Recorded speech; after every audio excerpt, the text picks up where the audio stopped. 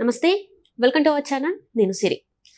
BRS త్వరలో బీజేపీలో విలీనం కాబోతుందా? కవిత బెయిల్కి కారణం ఇదేనా? అసలు కవిత బెయిల్ వెనకాల కథ ఏంటి? సో ఈ అంశాన్ని మనం వివరించడానికి మనతో పాటు ఉన్నారు ప్రముఖ సీనియర్ జర్నలిస్ట్ డివిఎస్ గారు. నమస్కారం సార్. నమస్తే అమ్మా. సార్, ఇప్పుడున్న కథనాల ప్రకారం చూస్తుంటే బీఆర్ఎస్ బీజేపీలో విలీనం కాబోతుంది, అందుకే కవితకి బెయిల్ వచ్చింది అని చెప్పేసి కొన్ని వార్తలు అయితే వస్తున్నాయి. మరి నిజంగానే బీఆర్ఎస్ బీజేపీలో విలీనం కాబోతుందా? అంటే కవిత బెయిల్ ఈరోజు ఆమె కాసేపట్లో ఇంకా ల్యాండ్ అవ్వబోతున్నారు. ఇది భారీగా ఊరేగింపు కూడా సిద్ధమైంది, సంబరాలు కూడా ప్రారంభించారు. కవిత బెయిల్పై రావడం బీఆర్ఎస్ ఇవాళ పునరుజ్జీవం జరుగుతుందా, రివైవ్ కాగలదా? ఎందుకంటే థర్డ్ ప్లేస్కి వెళ్ళిపోయింది. తెలంగాణ రాజకీయాల్లో బీఆర్ఎస్ ఇలా 3వ స్థానానికి వెళ్ళడం మనం ఊహించని పరిణామం. కవిత బెయిల్ బీఆర్ఎస్కి ఎంతవరకు మేలు అనే చర్చలో చూస్తే, కవిత బెయిల్ వస్తే అసలు కవిత జైలుకి ఎందుకు వెళ్ళింది? మద్యం కుంభకోణంలో అవినీతి. ఇది రివైవ్ అవ్వడానికి దోహదపడే అంశం కాదు, ప్రజల్లో సానుభూతి వచ్చే అంశం అంతకన్నా కాదనమాట.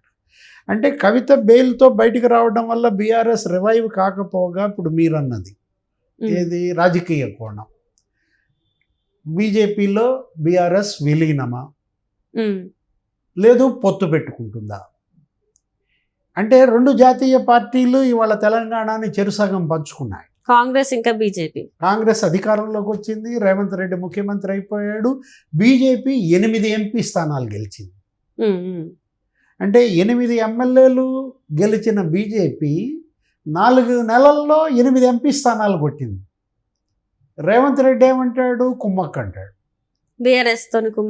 బీఆర్ఎస్ ఓటింగ్ అంతా బీజేపీకి వేయించారు, వీళ్ళేమో బలహీన అభ్యర్థులను పెట్టారు, కేసీఆర్ఐ గెలిపించాడు అంటాడు రేవంత్ రెడ్డి. ఇప్పుడు ఈ బెయిల్ మీద కూడా వీళ్ళు పరస్పర ఆరోపణలు చేసుకుంటున్నారు. ఏమని? దీని వెనక కాంగ్రెస్ హస్తం ఉందని బీజేపీ అంటది. అభిషేక్ సింఘ్వి కవిత తరఫున వాదించాడు, ఆయనకి రేవంత్ రెడ్డి రాజ్యసభ ఇచ్చాడు, బీఆర్ఎస్ పోటీ పెట్టలేదు, కాంగ్రెస్ బీఆర్ఎస్ ఒకటే అన్నాడు. ఎవరు? బండి సంజయ్. కాంగ్రెస్ ఏమంటది? అసలు బీజేపీ బి టీమే బీఆర్ఎస్. వీళ్ళు విలీనం ముందే ప్రతిపాదన వచ్చింది, అందుకే వీళ్ళు వెళ్ళి కలిశారు, మోడీ కాళ్ళ మీద పడ్డారు. కేటీఆర్ హరీష్ రావు ద్వారా కేసీఆర్ రాయబారం నడిపారు, ఒక కొలిక్కి వచ్చింది అని రేవంత్ రెడ్డి కూడా అన్నాడు. ఏమని? ఆ పదవుల పంపకం కూడా ఏదో చెప్పాడు. కేసీఆర్కి గవర్నర్ పోస్ట్ అని, హరీష్ రావుకి ఏమో కేంద్ర మంత్రి పదవి ఇచ్చేటట్టు ఇలా చెప్పిన దాంట్లో భవిష్యత్తులో బీజేపీ అధ్యక్ష పదవి కూడా హరీష్ రావుకి ఇస్తారు. ఇట్లా రేవంత్ రెడ్డి అన్న మాటలు అంటే కేటీఆర్ కుటుంబం, కేసీఆర్ ఇక సైడ్ అవ్వాలా, బీఆర్ఎస్లో అల్టిమేట్ పొలిటీషియన్ లీడర్గా హరీష్ రావా? అంటే బీజేపీ హరీష్ రావుకి ప్రాధాన్యత ఇస్తుంది, కానీ కేసీఆర్కి, కేసీఆర్ కుటుంబ సభ్యులు కొడుకు కానీ కూతురుకి కానీ అంత ప్రాధాన్యత ఇవ్వడం లేదని. పొత్తు పెట్టుకుంటారా, విలీనం చేస్తారా? ఏది చేసినా ఆత్మహత్య సదృశ్యమే. ఇవాళ బీఆర్ఎస్ అనేది ఒక బంతిలాగా మారింది. అంటే 2 జాతీయ పార్టీలు ఫుట్బాల్ ఆడుతున్నాయి. కాంగ్రెస్ ఈ బంతిని ఆ కోర్టులో దంతోంది, బీజేపీ ఈ బంతిని కాంగ్రెస్ కోర్టులోకి తంతోంది. అంటే అటు కాంగ్రెస్ దెబ్బ, ఇటు బీజేపీ దెబ్బ, గోడ దెబ్బ, చేట దెబ్బ, 2 దెబ్బల మధ్య దెబ్బ మీద దెబ్బ తగులుతోందా? స్వయంకృత అపరాధాలు. కేసీఆర్ కుటుంబం, కవిత, వీళ్ళందరూ కూడా అవినీతి కుంభకోణాల్లో నీకు మెడలోతు కూరుకుపోయారు. 10 ఏళ్ళు వీళ్ళని నమ్మి అధికారం ఇస్తే వీళ్ళు తెలంగాణకి మేలు చేయకపోగా చెడ్డ పేరు తెచ్చిన పరిస్థితుల్లో కేసీఆర్ ఇవాళ దోషిగా నిలబడ్డాడు. ప్రజలు తీర్పిచ్చారు. ఏంటి? అసెంబ్లీలో ఘోరంగా ఓడించారు, అంతకు మించిన ఘోరంగా పార్లమెంటులో అసలు ఆ పార్టీ అడ్రస్సే లేకుండా చేశారు. ఇప్పుడు మరి కేశవరావు లాంటాడు కాంగ్రెస్లో జరిపోయాడు.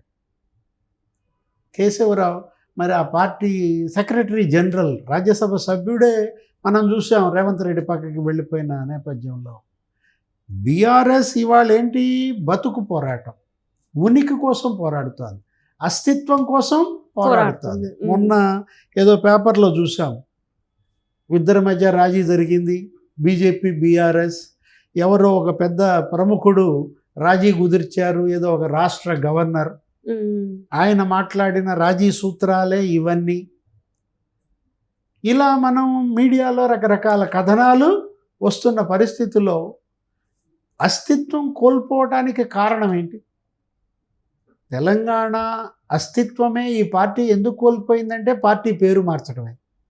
టిఆర్ఎస్ ని బిఆర్ఎస్ గా మార్చడం. ఉట్టికెక్కలేనమో స్వర్గానికి ఎక్కిందని ముందు మీరు రాష్ట్రంలో సంస్థాగతంగా బలపడకుండా, ఇక్కడ గ్రామాల్లో వేళ్ళు ఉనుకోకుండా ఏం చేశారు?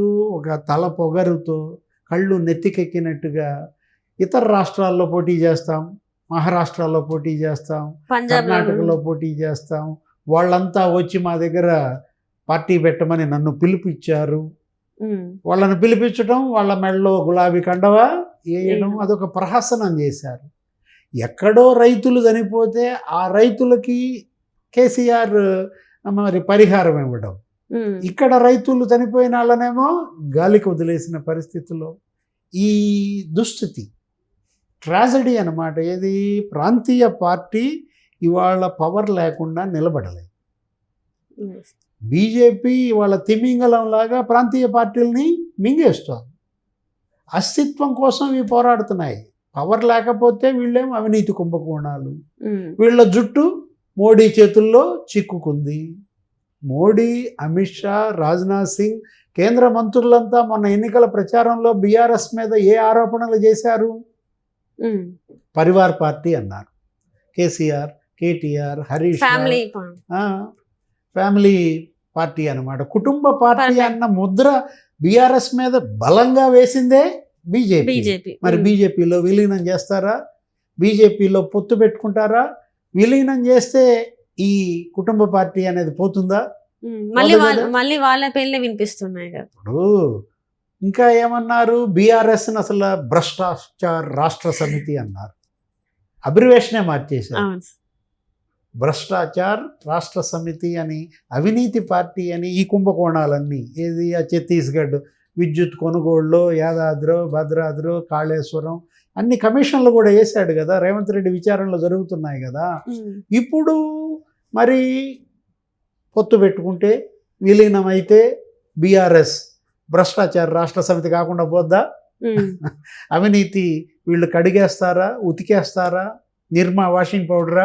అంటే అదొక ఇది కూడా ఉంది కదా సార్, ఎవరైనా అవినీతి మరకలు ఉన్న వాళ్ళు బీజేపీలోకి వెళ్ళిపోతే వాషింగ్ పౌడర్ నిర్మా అని చెప్పేసి అన్నారు కదా. ఎవరు? కేసీఆర్ అన్నాడు ఆ మాటలు. మరి కేసీఆర్ని, ఈ కవితని, లేకపోతే కేటీఆర్, హరీష్ రావు, ఇప్పుడు వీళ్ళందరినీ ఉతకటానికి సరిపోయినంత నిర్మా వాషింగ్ పౌడర్ టన్నులకు టన్నులు ఢిల్లీలో బీజేపీ ఆఫీసులో ఉందంటావా? ఏర్పాటు చేసినట్టున్నారు. ఎందుకంటే ఇప్పుడు బెయిల్ వచ్చింది కదా మరి కవితకి. వాళ్ళ బీఆర్ఎస్ని విలీనం చేసుకోవడానికి బీజేపీ సిద్ధంగా ఉందా? $1 మిలియన్ క్వశ్చన్ అనమాట. ఎందుకంటే ఆల్రెడీ బీజేపీ తెలంగాణలో సగం స్ప్రెడ్ అయింది. 17 స్థానాలకి 8 ఎంపీ స్థానాలు గెలిస్తే మళ్ళా ఈ భ్రష్టాచార రాష్ట్ర సమితి అవసరమా బీజేపీకి? ఒకవేళ పొత్తు పెట్టుకున్నా, విలీనమైనా అది రేవంత్ రెడ్డి నెత్తి మీద పాలు పోసినట్టు అవుతుంది. రైట్.